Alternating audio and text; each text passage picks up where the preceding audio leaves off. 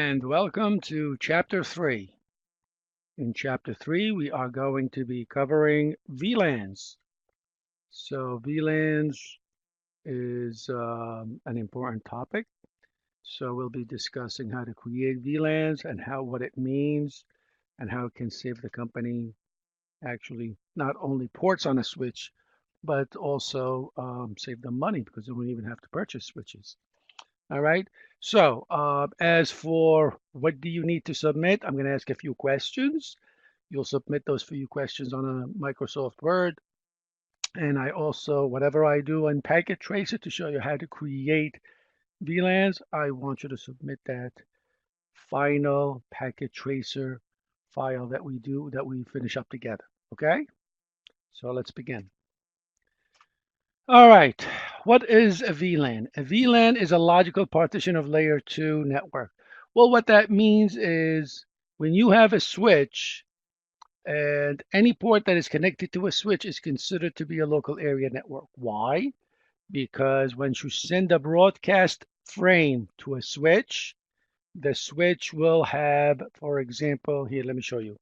Let me go to Packet Tracer and I'll explain to you while I'm pointing out something to a switch. So I'll grab a 2960 switch and I'll want to look in the back of that 2960 switch. Now, if I attach a device to this port right here, let me zoom in a little bit. Okay, so if I attach a host to any of these ports and I send a frame to this host, and then frame, the destination frame on that host will be FFFFF, 48 ones. Once the switch sees a broadcast frame, what does the switch do? He sends it to all the ports. That means all these ports are in the same local area network, same LAN. All right, now we do want to separate LANs. It doesn't make any sense to put everybody in the same LAN. Now imagine that if you have students, faculty, administrators, the whole university is on the same local area network. If somebody sends a broadcast message, everybody hears it. And that is unsecured. Now, for example, let's say the faculty member wants to get to the faculty server and it's in the same broadcast domain. So when that faculty member sends out an ARP request requesting the MAC address of the faculty server, everyone, including the students, will hear that broadcast message and they'll be able to figure out what the IP address, what the MAC address of the faculty server is. So it is it's undesirable to really have everyone in the same LAN. So what do? If you want faculty, you have to purchase another switch for faculty. If you want administration, you have to purchase another switch. What if you only have 2 faculty members? So what do? Or 3 faculty members in the university. So what I'll do is I go inside the switch and with software, I'll create an own virtual switch with only 3 ports in it. So this physical switch will have 2 switches in it, one with 21 ports and another one with 3 ports. That's what a virtual LAN is a virtual switch inside a switch. Think of it that way. Exactly. And these 3 guys will have their own subnet. So instead of purchasing a switch, you can do that. And now later on, if you have more faculty, you can take more ports and put them in here. So this VLAN can expand and this VLAN can be reduced or vice versa. And you can create more VLANs. So you can, create 2 VLANs right here or 3 VLANs or 4 VLANs. Okay? So a VLAN is really a software switch with inside that physical switch. That's what I really wanted to get to. All right? So that's and it's a broadcast domain. So if you hear that broadcast domain, if somebody sends a broadcast frame to any of the ports, only these people will get it. These 3 ports, not anyone outside. That's what creates a VLAN. Now, the thing is, one more thing I wanted to make sure that you clear. Let's say I have 2 VLANs split up right here, even though they're on a physical switch. Anyone can communicate with it. They can ping each other. You can have the server for the students on this side, and the faculty will be on the other side. The only thing is they will not be able to talk to each other because they are as if they were on separate switches, because this is a layer 2 switch and this is another layer 2 switch. And layer 2 switches only examine the MAC addresses that are stamped on the frame. They assume you have to be in the same VLAN. If you are trying to go to a different VLAN, They don't know what to do with you because they have to get inside the frame. They have to get inside the frame and pull the packet out to figure out what network we need to go to. That's why we would need a router or a layer 3 switch. If you need to go to a different LAN, you will send that to a layer 3 switch or a router, and that layer 3 switch or a router will pass the will pass that data to the other VLAN. So question number 1, okay, what is a VLAN? A VLAN is a broadcast domain, and it can be created logically or software-wise inside the physical switch. Question number 2, what do you need to be able to send frames from one LAN to another LAN? You need either a layer 3 switch or a router to interconnect VLANs together. Okay. All right, let's continue. So here, for example, on this switch, you have 3 VLANs, VLAN 2, 3, and 4. This one has VLAN 2, 3, and 4, VLAN 2, 3, and 4, and they can even be able to talk to each other. Okay, so on each switch, you can have 3 VLANs. So you can have students up here, and up here, and they can talk to each other. But the only way to be able to route between each other, you need a router. We'll do this, by the way, when we get to inter-VLAN routing. How can we have, and we'll do this in class too, how to create VLANs. We'll do that together tonight. All right, so what are the benefits of having VLAN? Well, like I said, security, separating each group according to its ownership, which means, what do they do?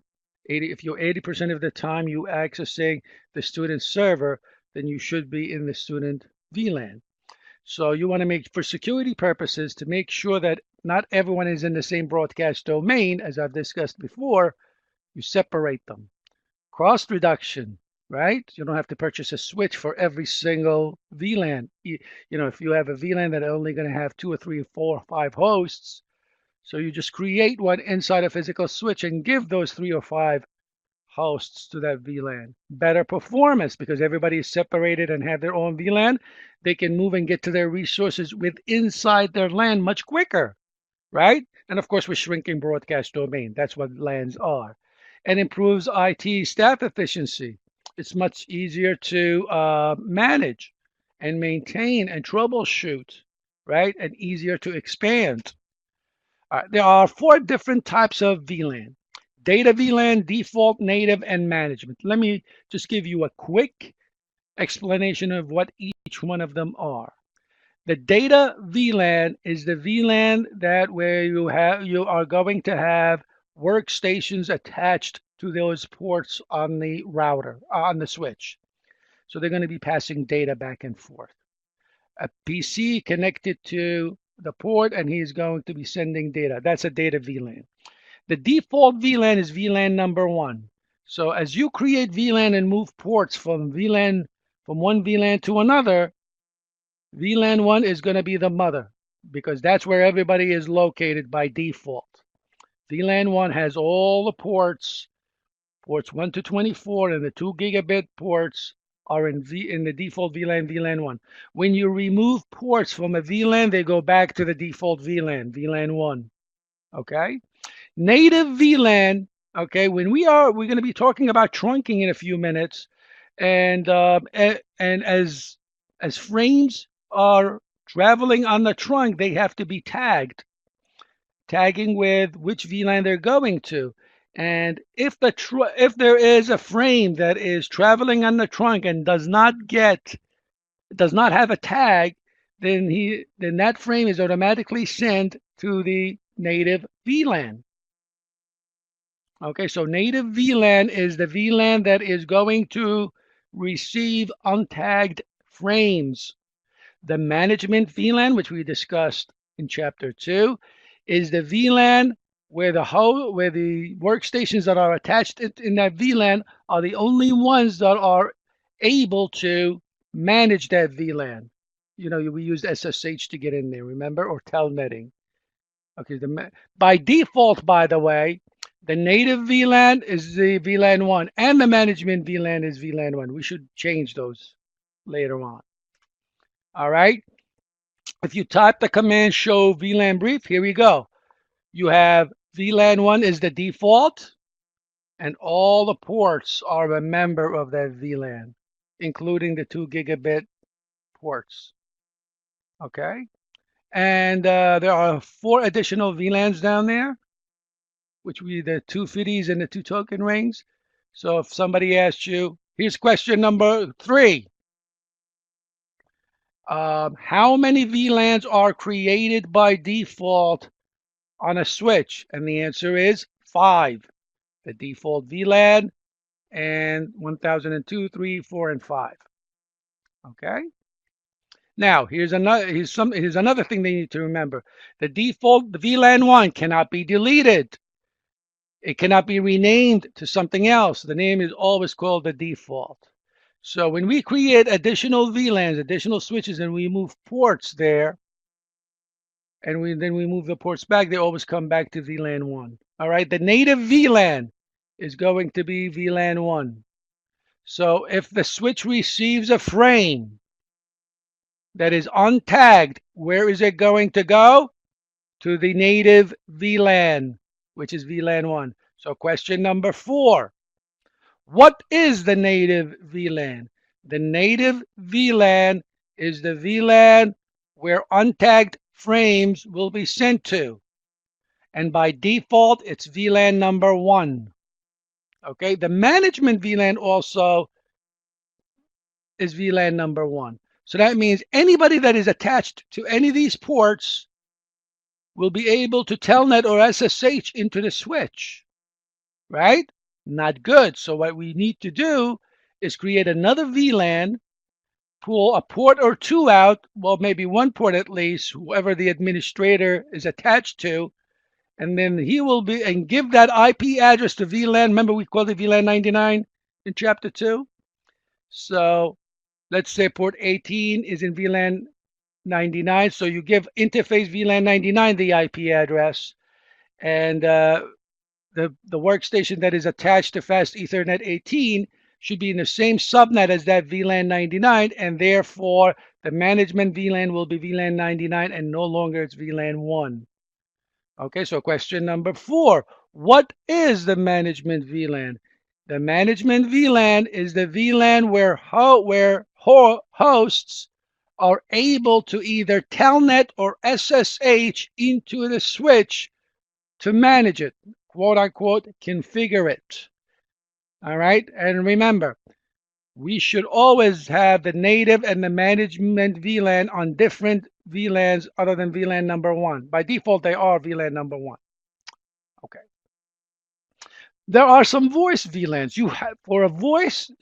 If you have voice into your network, the whole voice should be separate on a separate voice on a separate LAN by itself.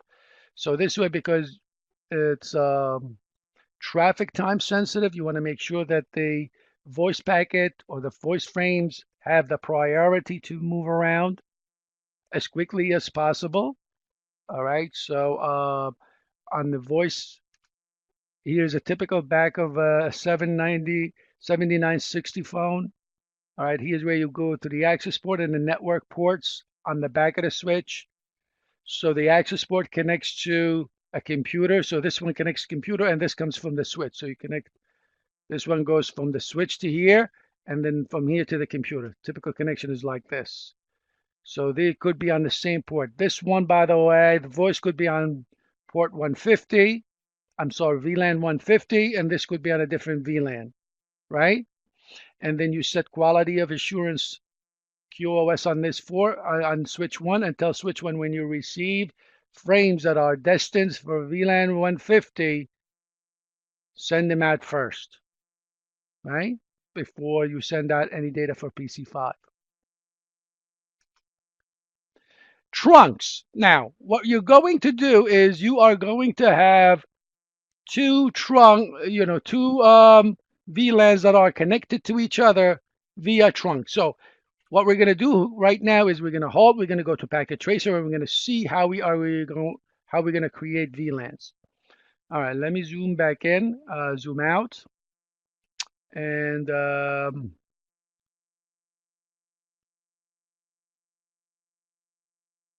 let me just minimize this. Okay. And here's what I want you to do. Go and grab a 2960 switch and put it right in here. Okay, so once you got that, and what we're going to do is we're going to change the label to it, call it first floor switch, because that's going to be on the first floor, right? And we're going to put two PCs in there, two genetic PCs. There's one, there's two, and there's going to be here and here. And we're going to create two VLANs, right? Let's call this PC of VLAN 10. This is also going to be PC in VLAN 20. No, VLAN 10. What am I talking about? These two guys, let's say this is PC2 in VLAN 10. And change this to PC1 in VLAN 10. This is going to be PC1 in VLAN 20. PC-1 in VLAN 20. And this one is going to be PC-2 in VLAN 20. All right, just put the PCs in.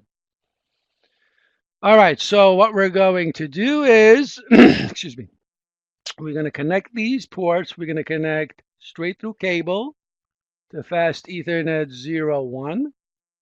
Another straight through cable, go from the fast Ethernet, not the RS-232, fast Ethernet to 02.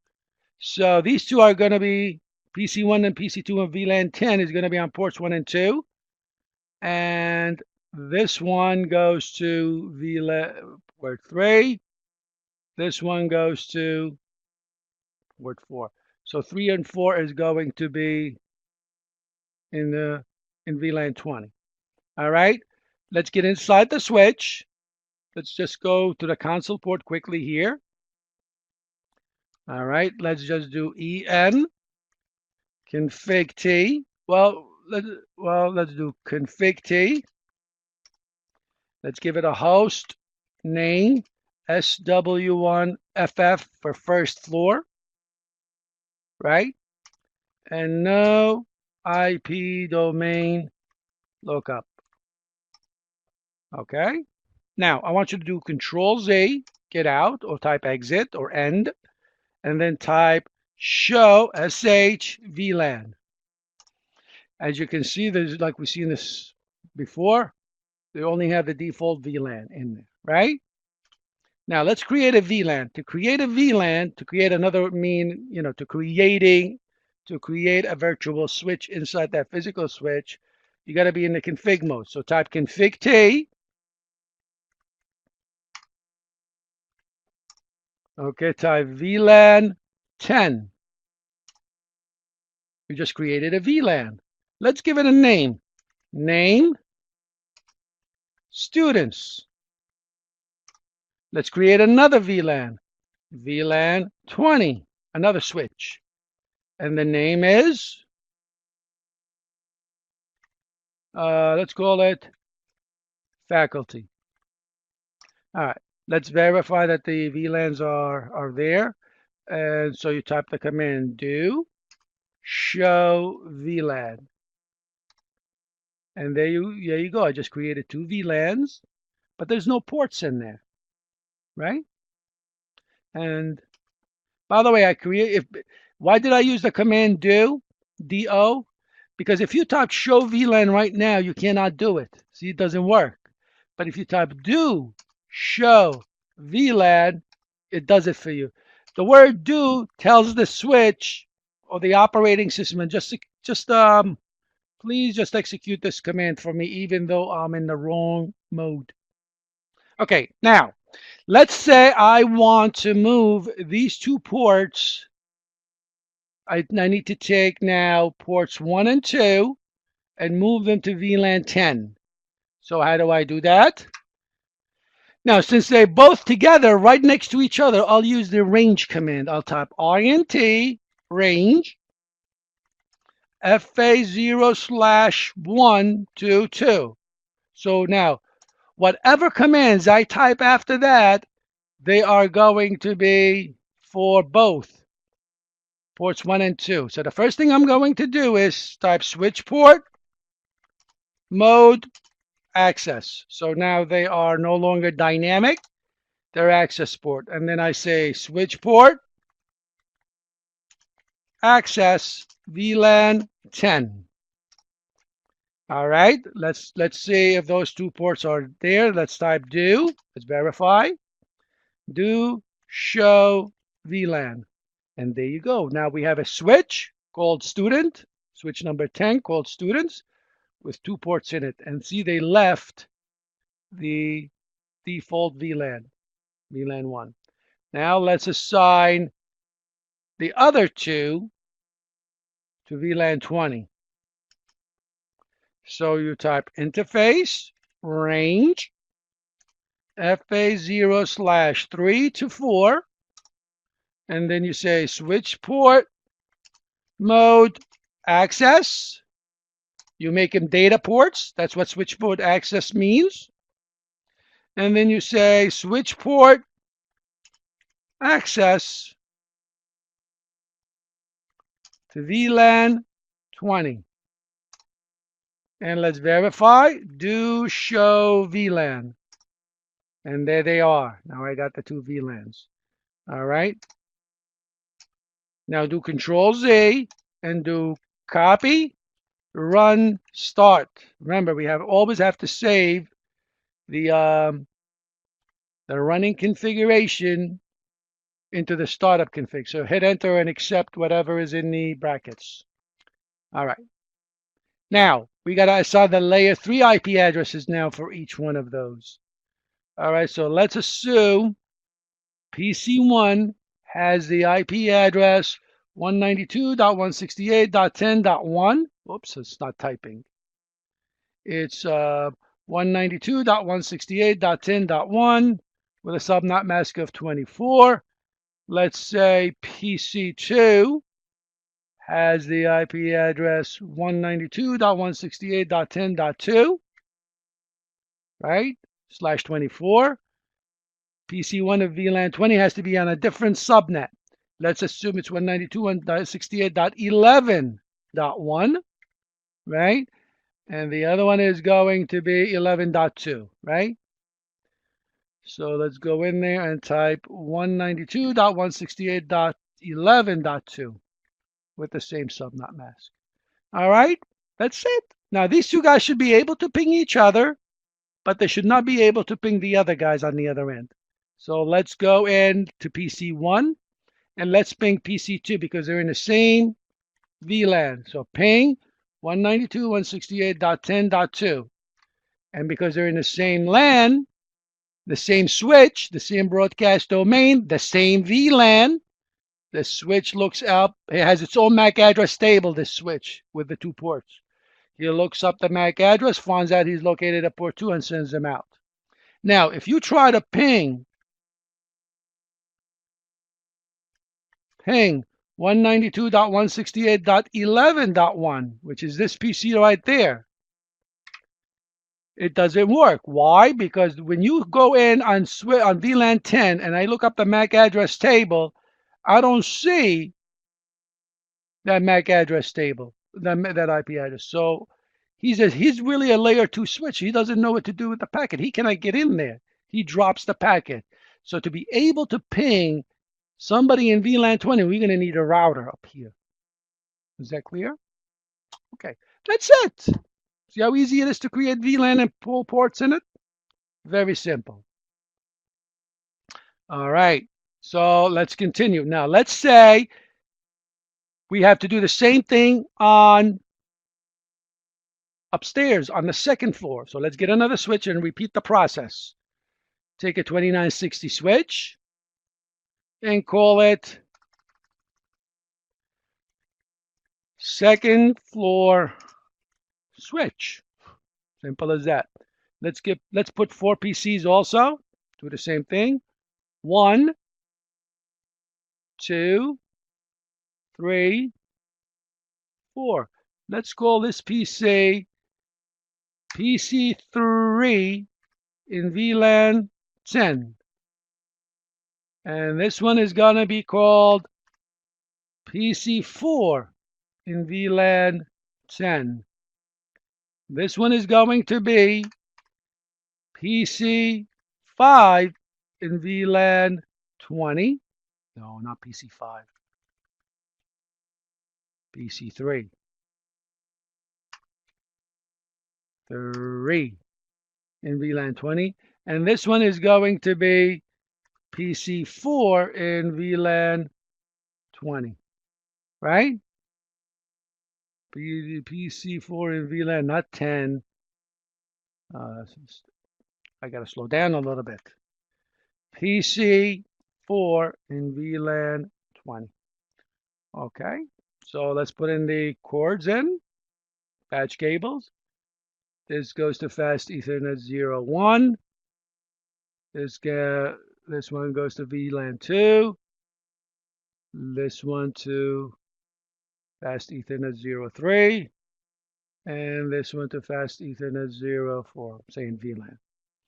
All right, let's give the IP addresses to VLAN 10.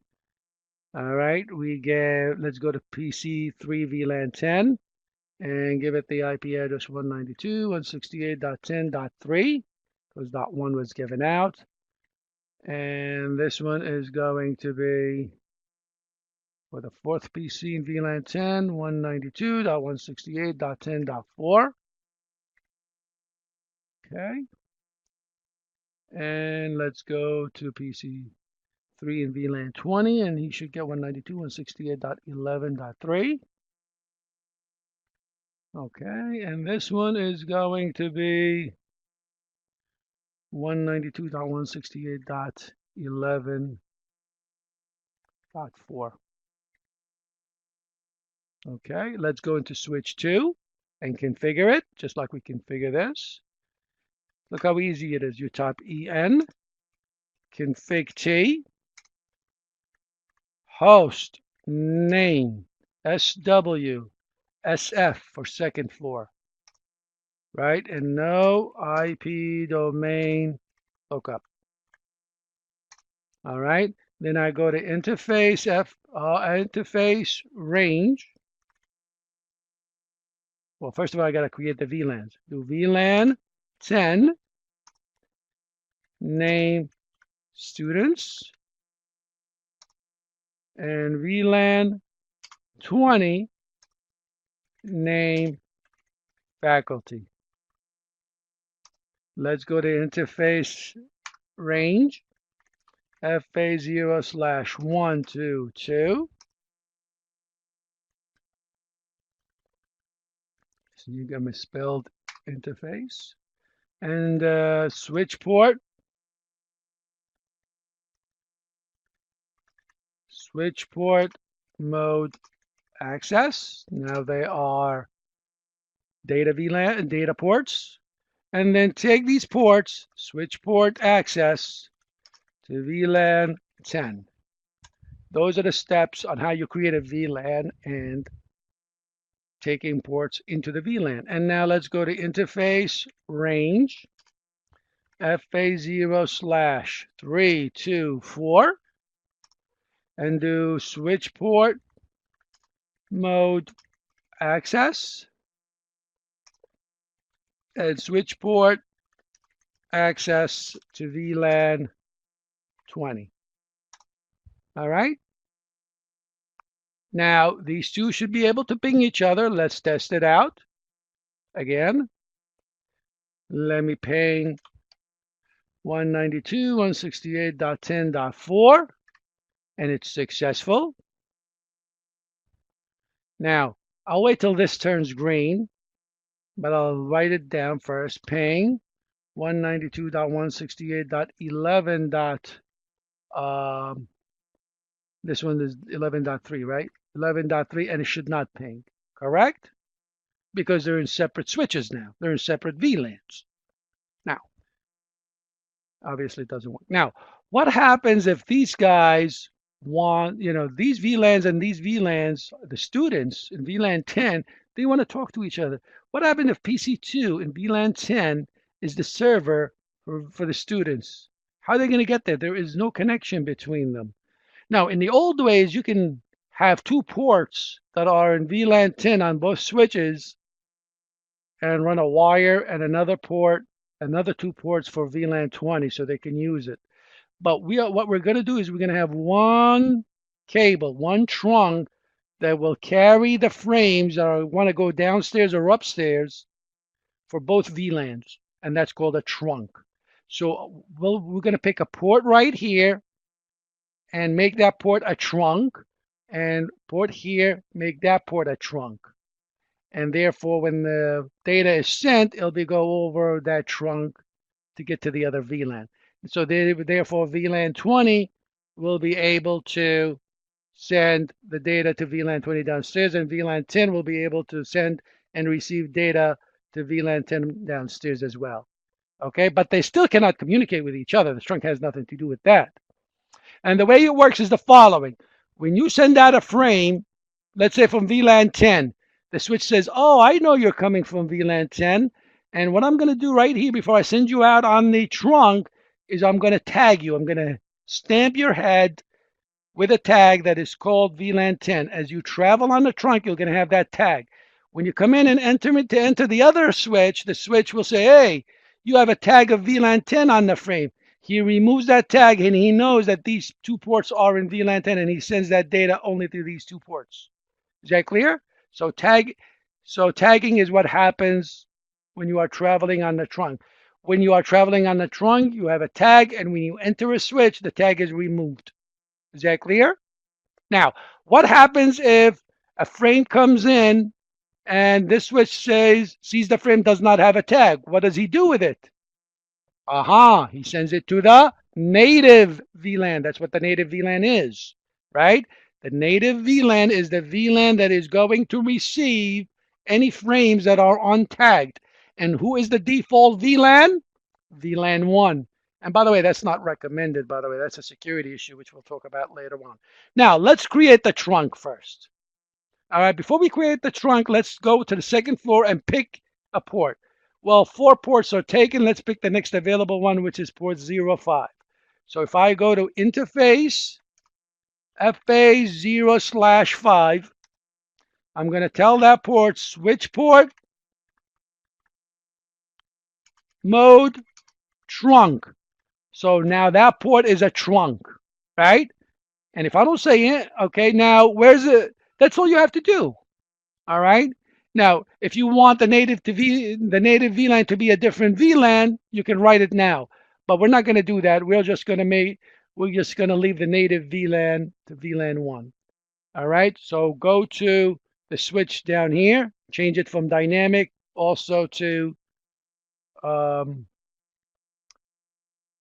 trunk. So type EN config. You got to be in the config mode to do all of this stuff. Config T. Let's go to interface FA0/5 and say switch port mode trunk. Okay, now because we have the trunk ports, now let's put a trunk between them. Okay, I don't know if the MDIX is active, but I don't think it's active on the 2960 and packet tracer, so we got to use crossover cable. So go to crossover cable, go over the switch on the second floor, choose fast Ethernet 05 and connect it to fast Ethernet 05 on the bottom switch. Just wait till they turn green, and this PC3 or PC4 should be able to ping PC1 and PC2 on the first floor. And PC3 and PC4 of VLAN 20 should be able to ping PC1 and PC2 of VLAN 20 on the first floor. But they still cannot ping each other. That has nothing. You still need a router or a layer 3 switch to enable you to do that. Okay, so let's go in and type, you are on PC VLAN 3, type ping. So let's go in here and type ping 192.168.10.1, right? All right, and it replies. He went over here, he was tagged with VLAN 10, and when he got here, the tag is removed, and he was sent to PC1. All right, and you can try now this PC3 of VLAN 20. Oops, let me just go to, let me ping 192.168.11.1, which is the one downstairs, and he replies. He uses a trunk. But let me hit the upper arrow key. If I change it to 10.1, he can't do it because they're still in VLAN ones. All right? So that's what trunking is.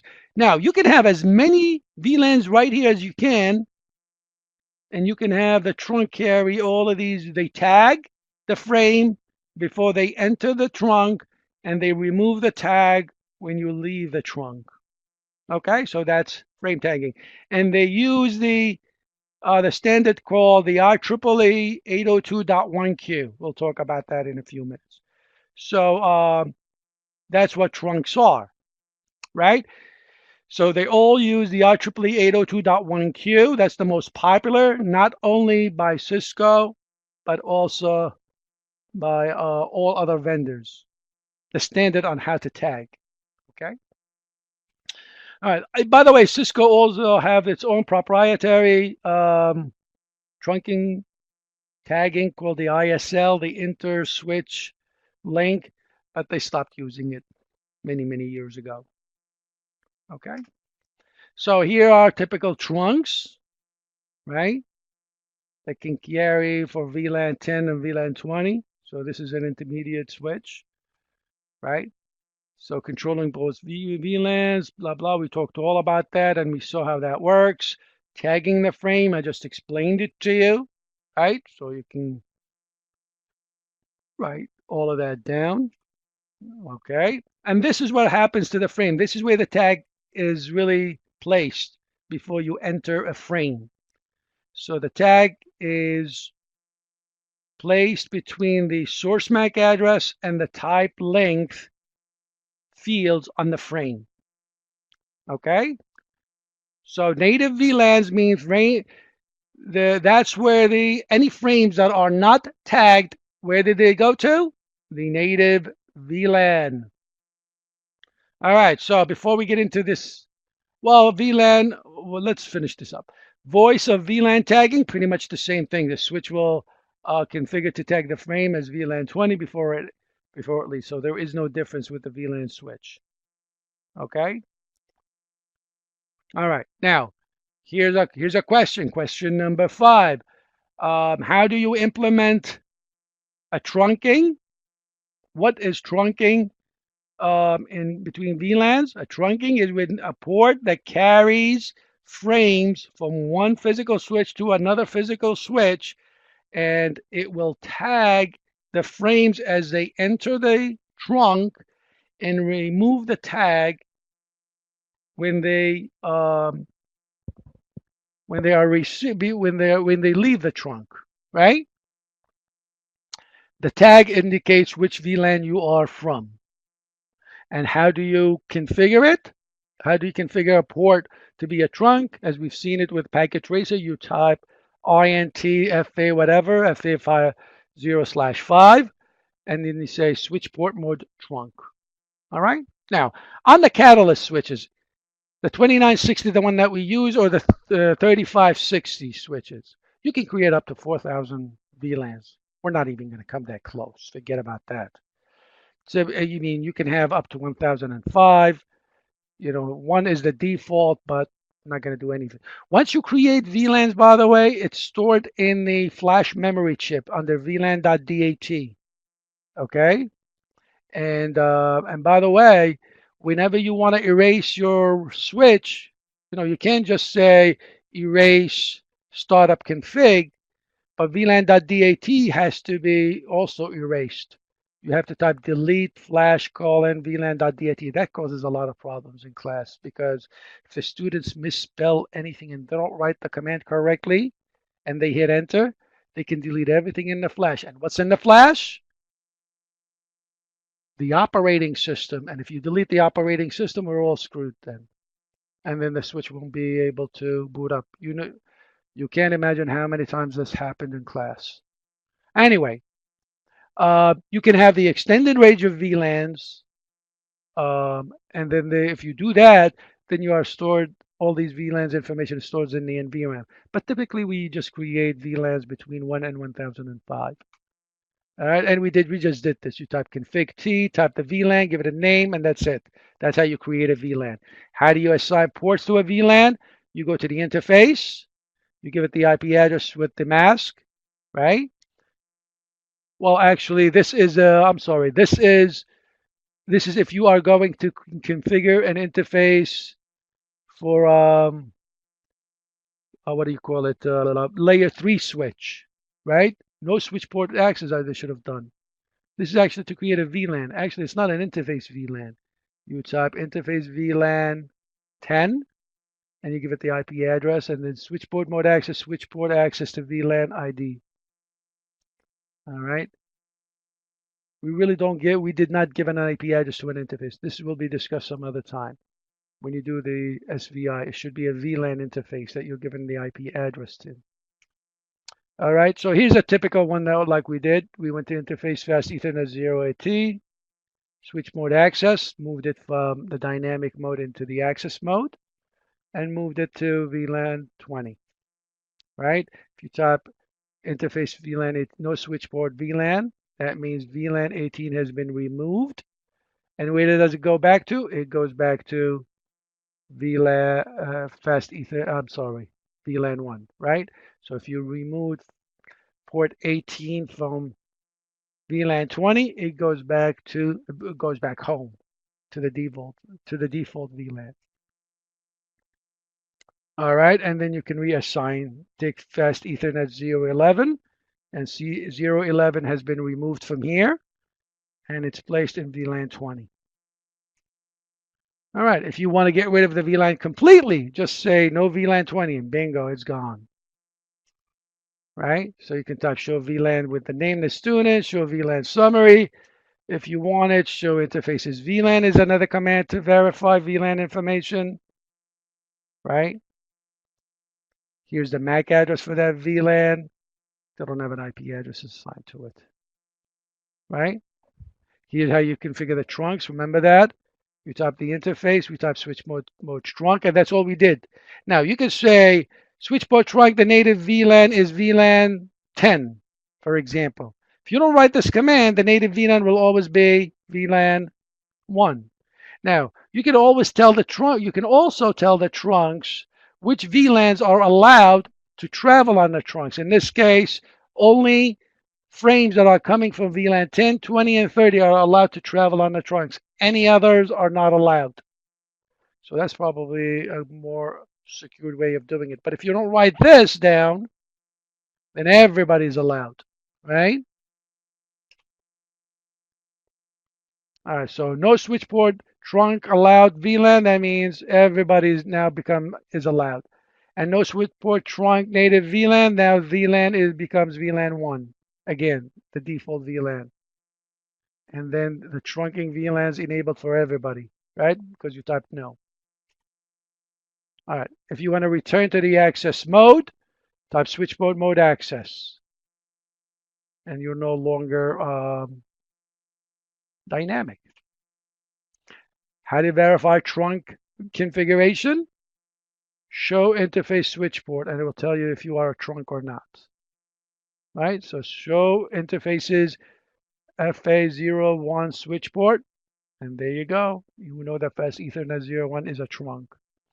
All right, there's another protocol called the Dynamic Trunking Protocol, DTP, and they are automatically running on the switch, and they are, by default, they are dynamic auto, which means they are going to be do negotiation between the switch. Now, by default, the 2960 and the 3560 switches are dynamic auto by default. Now, if the other side is also not touched, and if you run a cable between them, they become access ports, which is not recommended. If the other part was changed to dynamic desirable, and one of them is dynamic, one side is dynamic desirable, and the other side is dynamic auto, then it becomes a trunk. If you made a trunk on one side and the other one is left alone, then it becomes a trunk. So typically what is done is you go to one port when you want to create a trunk, and you say switch port mode trunk, and you know both sides are going to be trunk now because the other one by default is dynamic auto. But what I like to do is don't do that. I go in, I make this guy a trunk, and I go to the other side, I make the other guy a trunk. That's what you should do. Okay, don't leave anything dynamic by default. Okay? So you should also never leave anything dynamic. If you are access, then make it access. Okay? Because like I told you, nothing in dynamic, by default it's dynamic, right? So we usually switch them to trunk or access. You cannot assign port securities to dynamic ports. They either have to, they can only be assigned if they are switched to access mode. All right, if you type the command, by the way, switch port non-negotiate, that means you are disabling DTP, and that is highly recommended. Because if one guy goes on the other side that says switch mode trunk, and you are still dynamic auto, he's going to become a trunk. Is that clear? But if you have the command switch port non-negotiate on the other switch, even if you type trunk, you say, I'm not going to listen to you.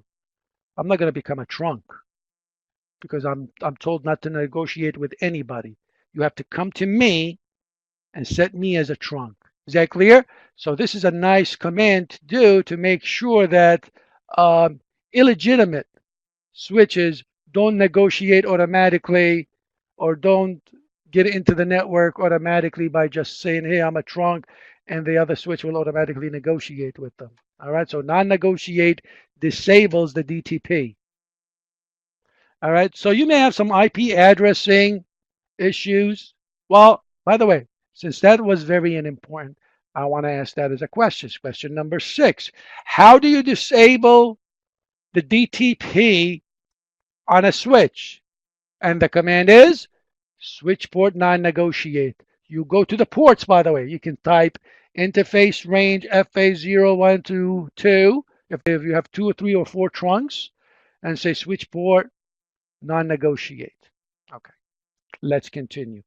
IP addressing issues, make sure everybody in VLAN 10 is in the same subnet. If they're not, they're not going to be able to communicate, even though you put them in the same VLAN, right? And we'll talk about having a router between them, by the way, with they want to communicate. VLAN.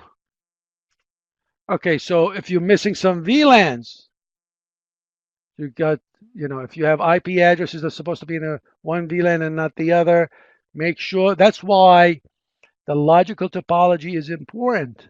So you go on the physical topology and write down that you got, on this switch, I got VLAN 10, VLAN 20, VLAN 30, and here's the subnet for each one of them.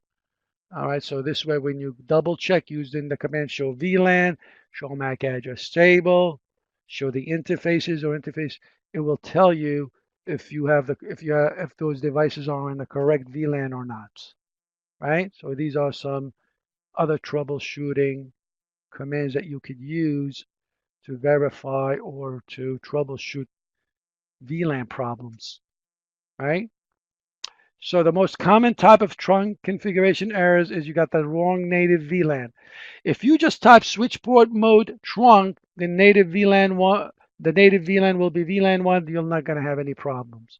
But if you go to one port and you say switch port native VLAN 10, the other guy that's connected to it, the other trunk that's directly connected to it, he's going to say, wait a second. Here, let me just go back to that packet tracer to show what I'm talking about. So let's say Right now, native VLAN is VLAN 1. If I go in here and say switch port trunk native VLAN 10, this guy's going to say, wait a second, we got problems here. Native VLAN, my native VLAN is VLAN 1, and you're saying VLAN 10. That's going to be a mismatch. Okay? So that's going to be an error. In fact, I can show you. Well, no, I'm not going to show you that because we'll do that in class. Okay? We'll continue with that. Trunk modes mismatch. So if one is a trunk and one is not, that's also going to be a problem. All right? And the allowed VLANs on a trunk. If you don't do anything, everybody's allowed. But if you say allow 10, let's say switch port trunk, allow VLAN 10, and that's it. That means VLAN 20 cannot travel. And that's probably why the second floor guys in VLAN 20 cannot ping the guys in VLAN 20 downstairs. Right? So you got to watch out for that. All right. So incorrect switchboard trunk VLAN. Show interfaces will do that for you. Switchboard trunk VLAN. I'm sorry, switchboard trunk allow VLAN. That's going to show you which VLANs are allowed to travel on the trunk. All right. Switch spoofing. There's a number of different ways that you can have somebody attacks VLAN. So, for example, the dynamic auto. Remember, I told you because of the trunking, when one becomes a trunk and because the other one is dynamic auto, will automatically set themselves as a trunk. So type switchboard non-negotiate, right, to prevent against somebody becoming a member of your VLANs. All right.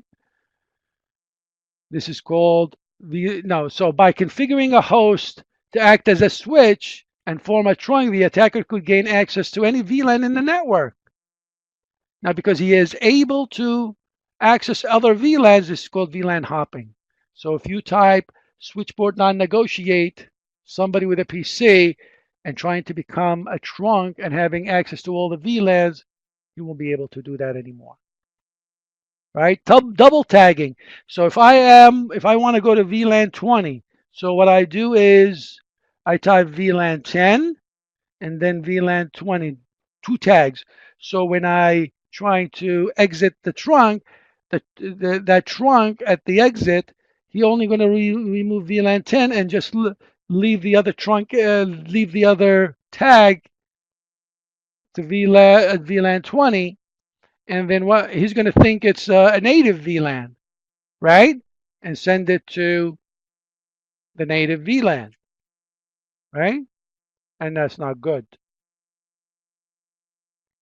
All right. Private VLAN is a VLAN that sits on the edge, and there's no exchange of unicast, broadcast, or multicast address between the protected ports on the switch, so they cannot communicate with each other. All right. Data is only permitted to communicate with protected ports. So that means if I go out and reach the server, he's only allowed to come in from this port and this port only. He only exchanges data between protected ports. And if you are not protected, I will not communicate with you. Right? So those are called private VLANs. Here is the guidelines for designing VLANs. Number 1, move all the ports from VLAN 1. Create another VLAN and just move all the ports in it. Let's say call it VLAN 99, for example, right? Because because VLAN 1 is the default, and everybody knows that. And it's the native VLAN. It's the native management VLAN 2. Shut down all unused switch ports. Usually that's done, but if it's not done, you type interface range FA01 to -24, and then you type shutdown and enter. All the ports are shut down, and now you have to enable each one by default. Separate the management VLAN and the user data. All right, remember, you got to create, let's say, VLAN 50, move one port in there, and then give the IP address to VLAN 50, so only that PC that's attached to that port will be able to telnet or SSH into the switch. Okay? Ensure that only devices in the management VLAN can access the switch. That's making sure that the switch IP address that you give to VLAN 50 is the same in the same subnet that the management PC is going to have, right? Only use SSH to manage the switch and disable auto negotiation. That's typing the command switch port non-negotiate, and don't use auto or desirable switch port mode. All right. So please answer the questions that I gave you on a Microsoft Word. I gave you the answers too, of course. And this packet tracer, okay, save it and also include that in the homework when you submit. Okay, so that concludes chapter 3. All right, until chapter 4, keep your studying. Make sure you read chapter 3. And if you have to, if anything that doesn't look familiar, please go back and review chapter 1 and 2. Okay, and don't forget to do your Cisco assessments, your labs, and keep up with the work. Okay, guys? All right, until we meet again in chapter 3, chapter 4, God bless.